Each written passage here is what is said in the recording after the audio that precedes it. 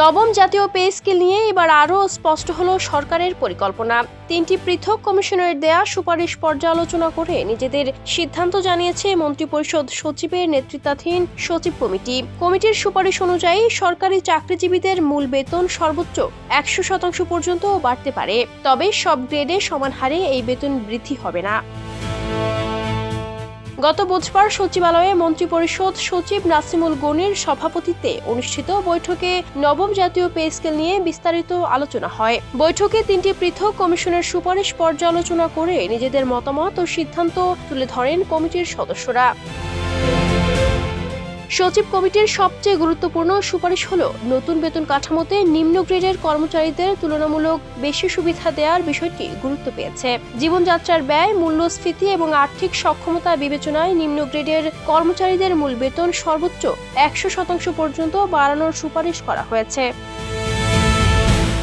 অর্থাৎ নতুন পে স্কেলে সবার বেতন একই হারে বাড়ছে না, বরং যাদের বেতন তুলনামূলক কম তাদের জন্য বাড়ানোর হার বেশি রাখার পরিকল্পনা করা হয়েছে।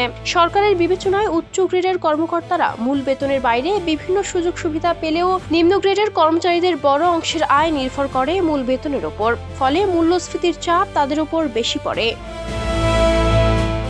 এর আগে নবম পে স্কেল নিয়ে বিভিন্ন কমিশনের সুপারিশে সরকারি কর্মকর্তা কর্মচারীদের মূল বেতন উল্লেখযোগ্য হারে বাড়ানোর প্রস্তাব উঠে আসে। কোথাও সর্বনিম্ন বেতন 8,250 টাকা থেকে বাড়িয়ে 20,000 টাকা এবং সর্বোচ্চ মূল বেতন 78,000 টাকা থেকে বাড়িয়ে 1,60,000 টাকা করার সুপারিশ করা হয়েছিল।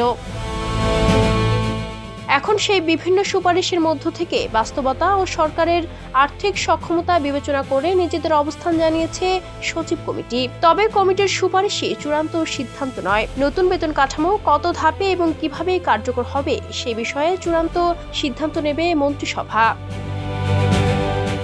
প্রস্তাব অনুযায়ী চলতি বছরের জুলাই থেকে নবম পে স্কেলের আংশিক বাস্তবায়ন শুরু করার পরিকল্পনা রয়েছে।